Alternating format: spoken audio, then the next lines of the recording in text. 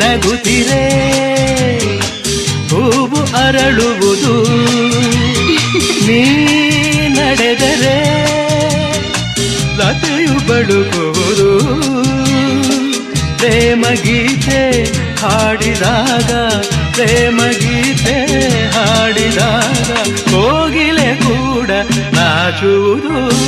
ಚೆಲುವೆಯೇ ನಿನ್ನ ನೋಡಲು ಮಾತುಗಳು ಬರೆದವನು